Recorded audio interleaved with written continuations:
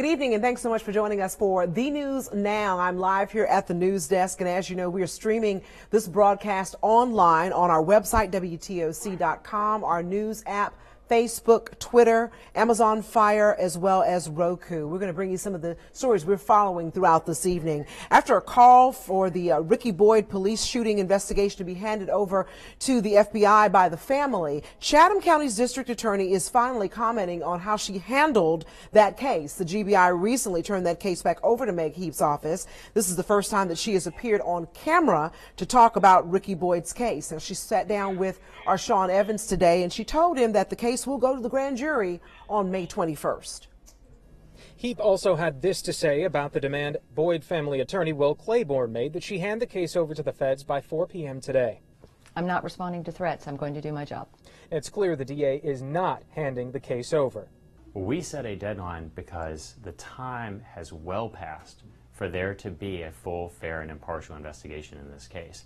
We wanted this district attorney to make a decision whether she was going to do the right thing or not. That's not a threat. That is a request for a full, fair, and impartial investigation. Heap says she is doing the right thing and what's required by a 2016 Georgia law dictating how officer-involved shooting cases are supposed to be handled by local prosecutors. All the evidence should be presented before the grand jury or before a court where rules of evidence apply on any given case. We have done this in the past. I believe it's been fair for all individuals, and it also gives a level of transparency. There has been a call by Boyd's family to release police body camera video to the public. This after the GBI showed a portion of it to his family weeks ago. I asked Heap about the allegations that she, along with the GBI, facilitated that meeting. The GBI reached out to the family to meet. It was done at my office, but it was not with the blessing of my office.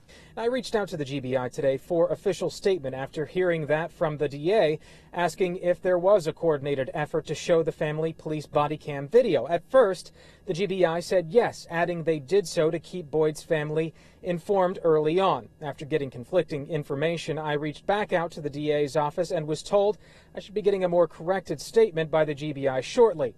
I did get a different statement saying the DA, in fact, was not part of that effort. Now, once again, the DA, Meg Heap, tells us that she never would have shown that police body camera video to the family. The GBI claiming at first Heap's office helped coordinate the video showing, then saying that it was their idea. Now, the grand jury will see that evidence, including the infamous police body cam footage, on May 21st.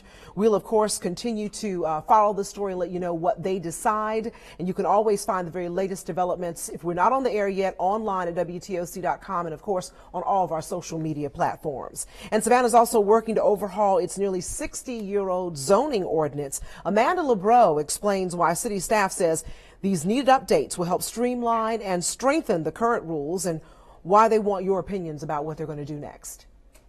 Whether you live along a historic square or on Savannah's south or west sides, city leaders want to update a zoning ordinance to make it easier for you to understand what you can and can't do on your property. New development in Savannah is right now based on a 1960 zoning ordinance. City staff members are working on a new zoning ordinance, or NUZO, that allows them to address 2018 issues. A lot of the challenges come with parking, trying to figure out like what the parking requirements are for a specific development, what the setbacks are for a different development.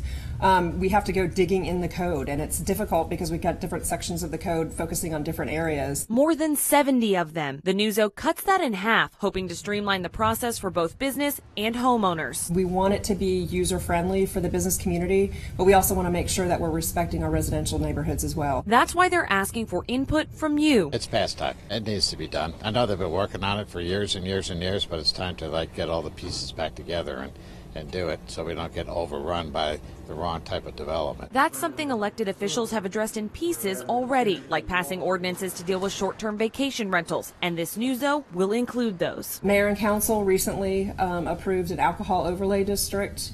They approved a residential zoning piece to increase density in downtown, and they also approved a hotel overlay district.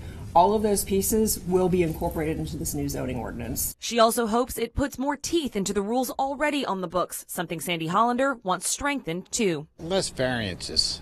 I think if we have rules and regulations, we should follow them. City staff members will be hosting several sessions throughout the month to get your input on this zoning ordinance. Those comments will then be worked into the next draft that will then be presented to City Council. In Savannah, Amanda LeBreau, WTOC News.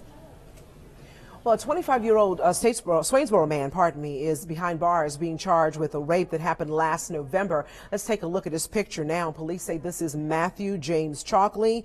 This comes after Bullitt County Sheriff's deputies responded to the East Georgia Regional Medical Center for a 19-year-old woman who reported a sexual assault. That woman said that Chalkley told her and her friend that he was an Uber driver, would provide them a ride home, and then sexually assaulted her at his home on Hampstead Drive in Statesboro. Chalkley turned himself into Bullitt County Sheriff's Office and has been charged with 1 count of rape. He's being held there without bond as of right now. And don't forget to come on back for our next digital update at 9 p.m. First Alert meteorologist Jamie Erdahl will have your complete forecast. And thanks so much for joining us, everyone. Have a nice evening.